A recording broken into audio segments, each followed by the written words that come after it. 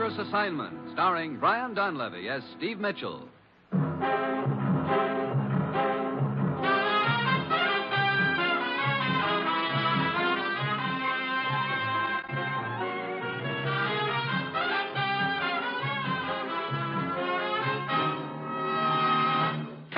Morning, Commissioner. Morning, Steve. How was the flight back from Switzerland? Smooth as silk. Just got in. Glad you liked it, because you're taking the next plane for Cairo.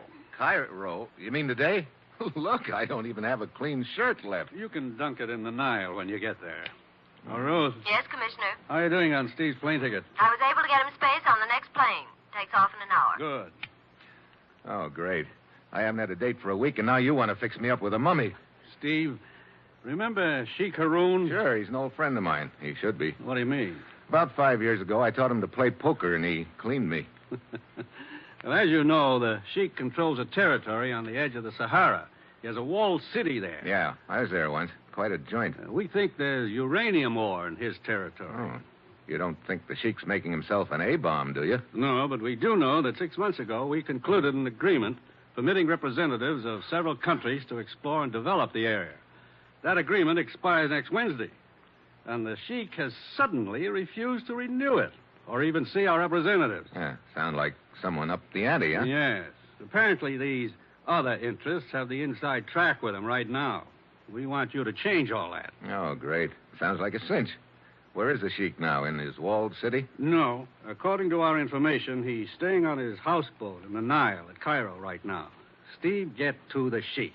What you say to him is up to you, but it's vital that our agreement with him be renewed. Well, that's it. You got your assignment, Steve? Yeah, I know. Good luck.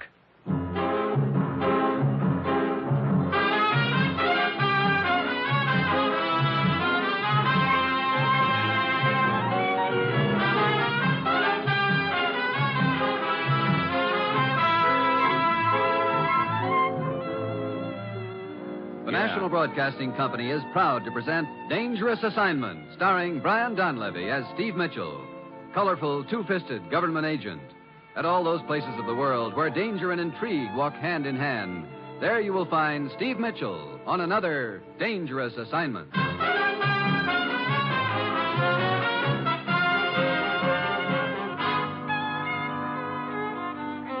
Yeah, this assignment's really a cinch. All I have to do is stick my nose into a hornet's nest of more power politics and change the whole course of events just by reminding the leader of 30,000 fanatical tribesmen that he and I used to be pals. So I slip a copy of How to Win Friends and Influence People into my suitcase and head for Cairo.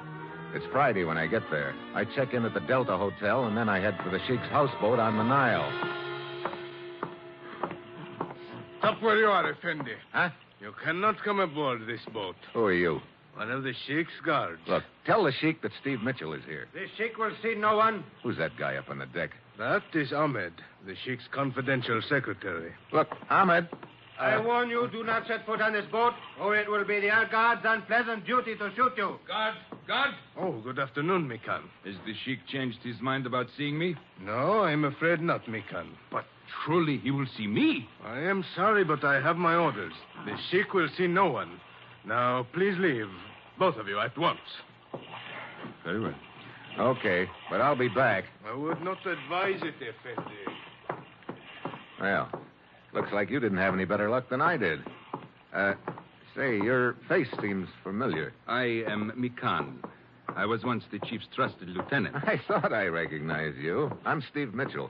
Steve Mitchell, of course. It has been a long time. Yeah. Hey, what's going on anyway? I wish I knew Mitchell. Up until last week, I enjoyed the Sheik's complete confidence. But suddenly, everything has changed. Shake up in the tribe, huh? Now he will not even see me. Something must have turned him against me. Something or someone. I must have turned him against just about everybody. How about that secretary, Ahmed? I have been wondering about him. He's been acting strangely the last few days. I've asked him several times to get me an audience with the Sheik, but he seems very evasive. I wonder if somebody's paying him to be evasive. I do not know. Look, you know the lay of the land around here a lot better than I do. Maybe you can help me. I would be glad to if I thought I could, but it is very discouraging. Yeah, but somehow I've got to see the Sheik. Very well, Mitchell. I will try to help you. Meet me at the Sphinx Club at 8 tonight. Perhaps I will have thought of a plan by then.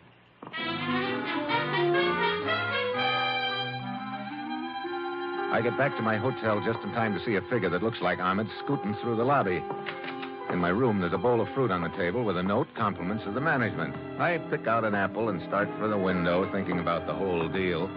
Then, suddenly, I quit thinking and start listening. A sound is pecking away at my ears. A faint sound, but it keeps up.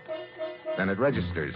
I whirl around. It's coming from across the room, the table, the bowl of fruit. I grab the bowl, run to the window, open it, and then I heave it out in the garden below.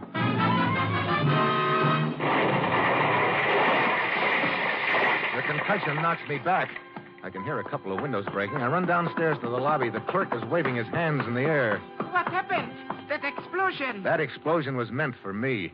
A little thin-faced man scooted out of here a minute ago. Yes, he took a taxi. Oh. Is this hotel the driver's regular stand? Why, yes, it is. Look, I've got to meet a guy at the Sphinx Club in a few minutes. When that cab driver returns, send him over there.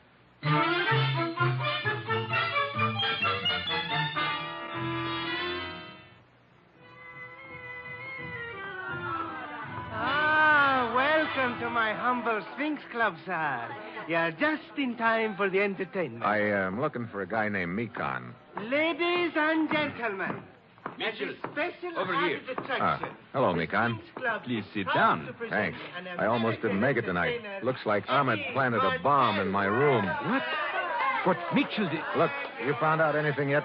Only that the sheik is no longer on his houseboat. That doesn't do us much good. Huh?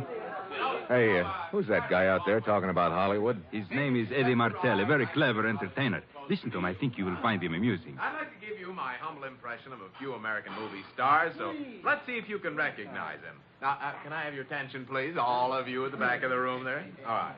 Now, how about this impression? Now, listen, baby. I don't want to have any trouble with you. We do it my way or we don't do it at all. Oh, hey, he's really not bad. He seems to be very popular yeah, here. That's right. Let's try this one now. Yeah. Now, see here. You can't talk like that to a man of the old sod, you know. I won't stand for it. Do you hear? I won't stand for it. Yeah. Oh, you're really baksheesh tonight. All right, here's one more. All right, try to catch this one out. If I were king, Olive, if I were king, what treasures I would bring. Van Johnson! Van Johnson? Oh, who was it? Who was it said Van Johnson? All right, waiter, take that man and his table and put him on the Nile, will you? Well, I think that's about all for now. Thank you very much. I'll be back for the midnight show with more of them, and I'll see you later, huh? Well, looks like he's heading for our table. Hiya, chum. You know, I can spot an American a mile away, and I always have to stop and say hello. Well, have a seat. Thanks. Eddie Martel's the name. Steve Mitchell. This is Mikan. Hi. Allow me to compliment you on your act, Mr. Martel. Yeah, it's pretty good. It's just a knack. If you got it, you can impersonate almost anybody. Now, take you, for instance, Mr. Mitchell. I haven't heard much of your voice, but... I think this might sound something like it, huh? Is that close? Not bad. Mitchell Effendi. Steve Mitchell. Over here. There is a telephone call for you. For me? Are you sure? Yes, sir. If you will come with me. Okay. Excuse me, I'll be back in a minute. Yeah, sure. Of course. Where is the phone? In the back room. Mitchell Effendi, a cab driver came in here a minute ago. He said you wanted to see him. Oh, yeah, I do. Here we are. There is the phone over on the table. I will send the cab driver back when you are through with your call. Okay, thanks. Hello? Good evening, Steve Mitchell. Sheikh Haroun. Hey, where are you? Here in Cairo. Look, I've been trying to see you. I know. I have been kept informed as to your movements. That mining agreement expired. I am well aware of that, but I have no intention of renewing it. I intend to make other arrangements. Look, won't you at least let me talk to you about it? It will do no good, Mitchell. And let me advise you for the last time to let the matter drop.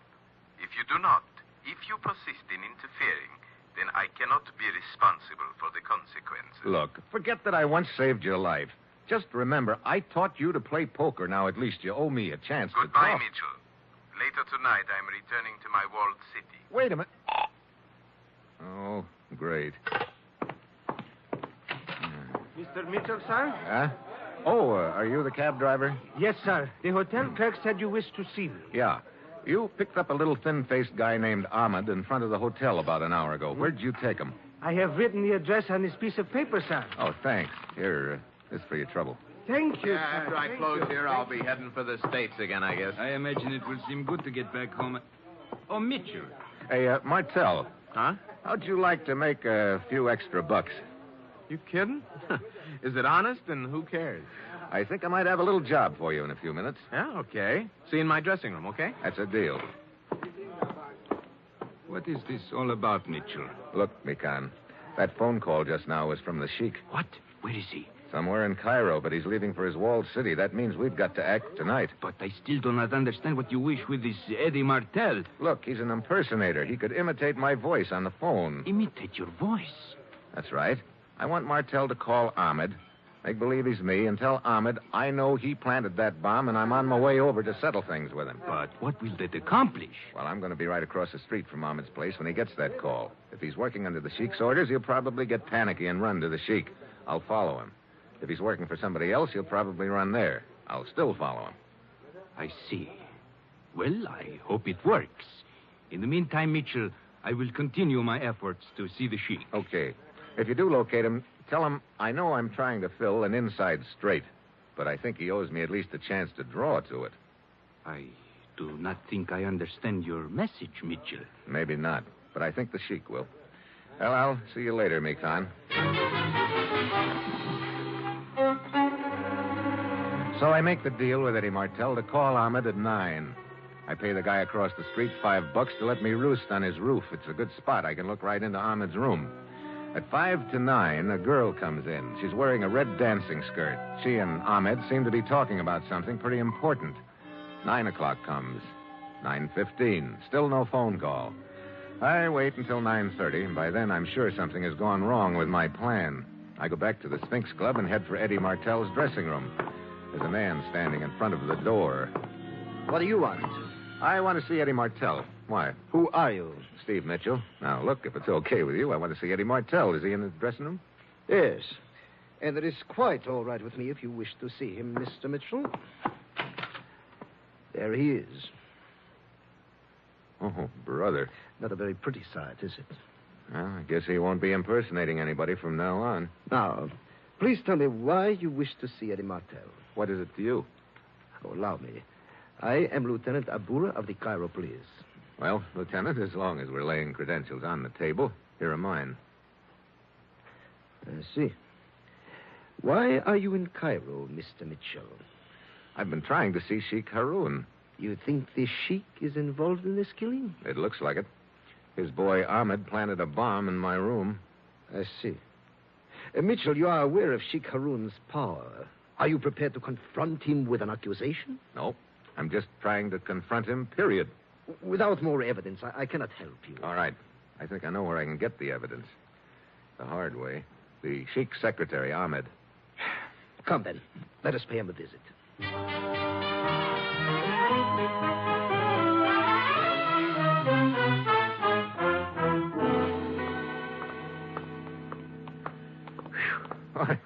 Really hot tonight, Lieutenant. Yes, and the air is quite still. These weather conditions usually signify the start of the Khamsin. Khamsin? What's that? A blinding sandstorm from the Sahara. Oh, fine. That's about all I need right now, a nice sandstorm. Well, here we are. This is Ahmed's rooming house. His room is right here in front. Mitchell, yeah? We will enter without knocking. I suggest you be prepared for anything. Yeah. Hey, wait a minute. Look, there on the floor. Yes. This is Ahmed. It was Ahmed before he collected that slug. Well, Lieutenant, now do we see the Sheik? Yes. Where is he? Somewhere in Cairo. Mikan may be able to help us. Mikan? Yeah, he was the Sheik's second in command. He's checking some places the Sheik might be here in town. Hey, wait a minute. There's one other. Who is that? The dancing girl in the red skirt who came to see Ahmed while I was watching his room. I've got to find her. Mitchell, do you realize how many dancing girls there are in Cairo? Sure. Be like trying to find one tree in a forest, I suppose. But it's all I've got to go on right now. Oh, I'll check with you later, Lieutenant.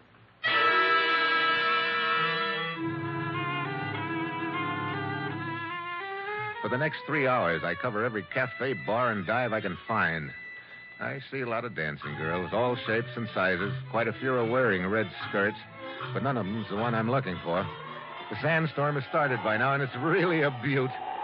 Fine, I give up and head back to my hotel room. I open the door, and there's the person I'd just been turning Cairo upside down to find, the girl in the red dancing skirt. The gun looked very businesslike, but she was trembling. Close the door, Mitchell. Okay. So I'm next. First Ahmed, now me. I was Ahmed's sweetheart. You took a pretty funny way of showing it. I did not kill Ahmed. You did. Hey, look. This is a neat cover-up, if it works. I saw you go to his room a little earlier this evening. He was alive when I left. What makes you think I killed him? I knew he was trying to see you. I thought he was trying not to see me. That's why he planted that bomb in my room. Ahmed did not put any bomb in your room. He wanted to tell you that the sheik was gone. The sheik is gone? But what did he... Hold it. What? The picture on the wall behind you is moving. Hey, a gun barrel. Get down. The slugs tear into the rug beside us. I dive out into the hall and head for the next room. The door's locked. By the time I batter it down, the room's empty. I hear someone pounding down the fire escape. I stick my head out the window, and the wind promptly blows a cupful of sand into each eye. Can't even open them for a minute, let alone see who the sniper is. I go back to my own room. The girl is gone. Oh, now I'm right back where I started from with a handful of nothing. I call Lieutenant Abura. He and his boys give the room next door a thorough going over. I'm waiting for him in his office when he finishes. Mitchell, I thought you said the sheik was a friend of yours. I did. Why? We went over the hotel room next to yours very thoroughly. The one from which you were shot at. Mm-hmm. There were several cigarette butts and a half-empty glass of water. So the sniper had been waiting there for me. Well, what's that got to do with the sheik? The fingerprints on that glass were his. What? Are you sure? Of course I am sure. Several years ago, during a political uprising, the sheik was a guest of ours, temporarily. We got his fingerprints then. They matched the ones on the glass. Well, after this, I'll pick my friends more carefully. Mitchell, I will tell you frankly, I do not know quite what to do about this. Even though the sheik's fingerprints are on that glass, it would be a very delicate and dangerous thing to go out to his walled city and formally accuse him of an attempt on your life. His tribesmen are fanatically loyal to him. Excuse me. Sure. Lieutenant Abura speaking. What? Oh, just a minute. It is for you, Mitchell. Oh. Hello. This is Mikan, Mitchell. I've been trying to get in touch with you. Yeah? They told me at your hotel that you were at police headquarters. Anything new? I covered all the places I thought the sheik might be. About 2 hours ago, I saw him come out of one of them. Did you get a chance to talk to him? Only as he was getting in his car to return to his city. He would not listen to me. He said your mission was hopeless. What did he say when you gave him my message about drawing to an inside straight? Nothing. I'm afraid he did not understand it. I see. Well, thanks for the try, Mikan. Lieutenant, I just had a thought. I know it's a tough proposition to get into that walled city if you're not welcome, but what happens in a sandstorm like this? Why, during the come scene, everyone remains indoors under cover. Only a fool would venture out into it. That's what I mean. Let you and me be a couple of fools. Oh, but Mitchell. How could we get there? By the jeep, I suppose. Could you dig up some goggles? Yes, I suppose so, but look. Look, you know, I think I understand now what Ahmed was talking about. It seems like a wild guess, but it's the only answer that makes sense. But to make sure, we're going to have to pay a visit to the sheik in his walled city. There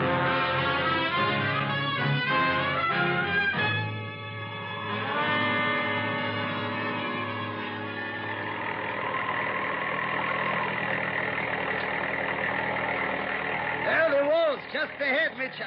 Yeah, come on.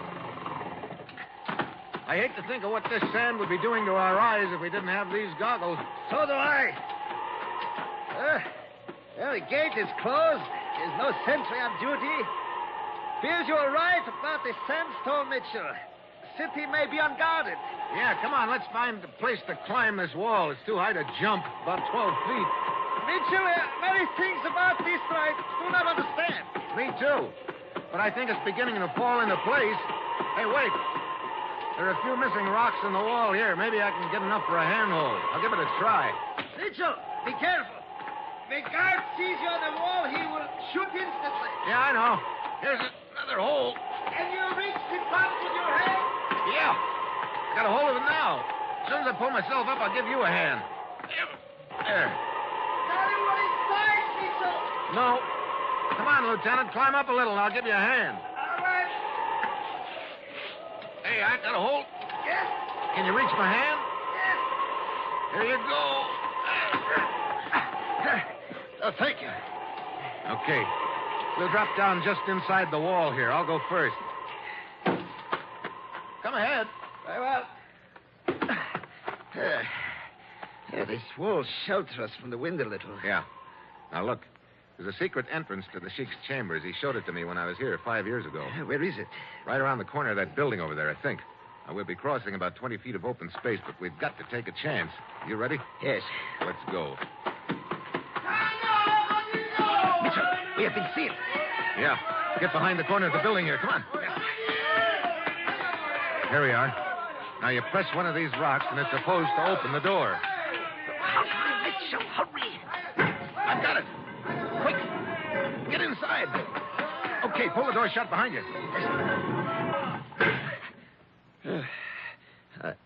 I cannot see a thing. Turn on your flashlight. Good. Now, up this flight of stairs. This leads to the Sheik's chambers? Yeah. That guard who saw us, he will... We're taking a chance that he doesn't know about that secret entrance. Okay. This door takes us right into the Sheik's room. Now, get ready for anything, Lieutenant.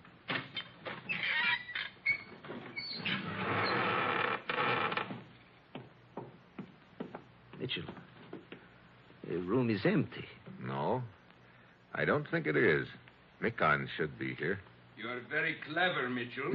Stand quite still, both of you. Hello, Mikon. You're a very persistent man, Mitchell. Not quite as persistent as you are, I guess. How did you know? If you'd known anything about poker, I might never have caught on. But when you told me the Sheik didn't understand my message about drawing to an inside straight... That does not matter now, Mitchell. It all fell into place after that. But, Mitchell, where is the Sheik? I think I know that, too. But he talked to you at the Sphinx Club. No, that was the impersonator, Eddie Martell.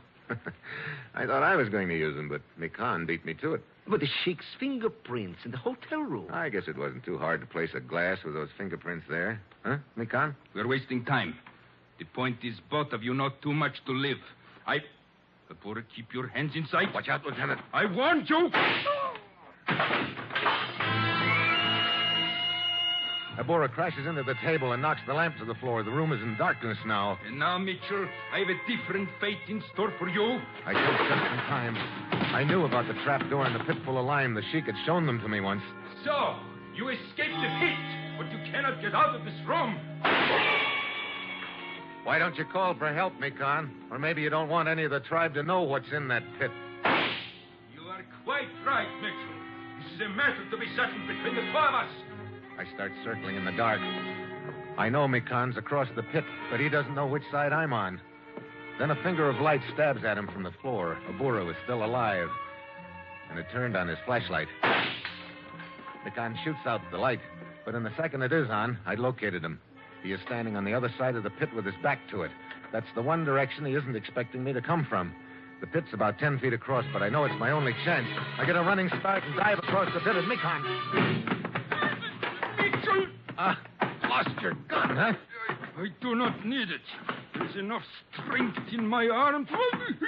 What are you doing? Just a hammerlock, buddy. Now we'll see how you like the pit. No, Mitchell, the pit. No. Please, Mitchell, do not drop me. Don't worry, Mikon. I got a hold of you by one hand. I want to keep you nice and alive. Do not let go of me. Do not let go. Mitchell. Yeah, Lieutenant. Breaking down the door. Good. Joseph, bring in the light, quickly. It is a guard. Keep him covered for a minute, Lieutenant. Yes. Stand back, both of you. What is the matter? God, get me out of here. If he takes one step towards me, I'll drop you, Mikon. No, God, stay where you are. Mitchell, I'm slipping. You'll slip more than that if I let go of your arm. Hang on to me. Sure. Just tell these guards what you did with the sheik. No, guards, do not listen to him. Pull me out. Okay, Mikan. I'll just let go of you and then... No. Go on, open up, spill it. What is this about the sheik? You told us he was ill, Mikan. Start talking and you'll be right down there with him. The sheik is dead. Dead? Keep talking. I killed him. What? Okay, guard, help me pull him out. You got all of them? Yes. Here we go. God, listen to me. It was not the truth. What I just said, I did not... He's all yours, guard. And if you'll check the bottom of that pit, I think you'll find what's left of the sheik. No. Come, Mikan. Let me go. You have helped me with him. How are you doing, Lieutenant? Oh, I will be all right. It is a shoulder wound. Good. And you? Oh, I'm okay, except my right arm feels about 3 inches longer than my left. Mitchell, why did Mikan kill the sheik? He knew the sheik was going to renew our mining agreement. But Mikan had sold out to the other interests, so he killed the sheik. But this business of making it look like the sheik was still alive. Sure, until after the mining agreement had been signed with the boys who were paying Mikan off. And he could announce that the sheik had met with an accident, and as second in command, Mikan would take over the tribe. What will happen now? Well, when the sheik's boys find out that Mikan killed their leader, in order to change that agreement, I think they could be talked into preserving the status quo. You know, that's funny. What is? Well, you've heard the old saying, a little knowledge is a dangerous thing. Now, how do you mean? Well, Mikan knew more about poker than he realized. He knew how to bluff, and that's a large part of the game. But if you're going to play a game, you better know all about it. Mikan should have known what an inside straight was. I see. Just what is an inside straight? Huh? You mean you don't know anything about poker either? No, not a thing. Ah, that's very interesting. Come on. You start the school as soon as we get back to Cairo. It may be that I've found me a pigeon. Pigeon? That's an American term meaning... Well, I think I'll let you find out what it means soon enough. Come on. Very well. We will play you a game, but just one favor. Sure, anything. Dealer's choice, deuces wild, my deck, and no limit. Oh, great. My pigeon has turned into a buzzard.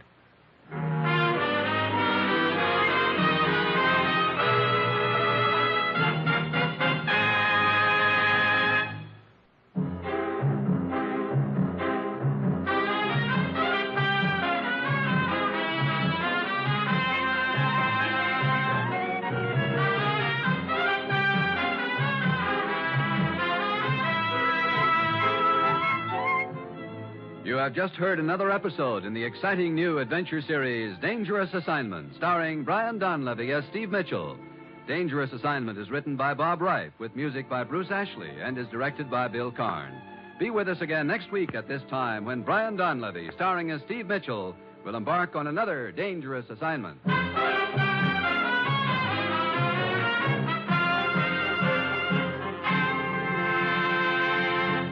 Throughout the week, NBC brings you unparalleled drama in action-packed mystery-adventure programs. Tomorrow, hear Big Town with crusading editor Steve Wilson fighting crime and viciousness. On Wednesday, listen to the champion of the people, Mr. District Attorney, in a fast-moving 30 minutes of action drama. And Big Story with a true tale from the front pages of America's newspapers. Richard Widmark is a merchant seaman on Cavalcade. And now the weather. Expect partly cloudy skies with an excellent chance of maximum refunds. Wait, that can't be right. Oh, but it is. Who are you? I'm April. And we could see refunds raining down all tax season with people switching to TaxAct. TaxAct? The tax filing software that makes it easy to file for less and get more. New forecast. It's sunny days ahead for everyone using TaxAct. Always happy to brighten your day. TaxAct. Switch to TaxAct today and start for free. See TaxAct.com for details.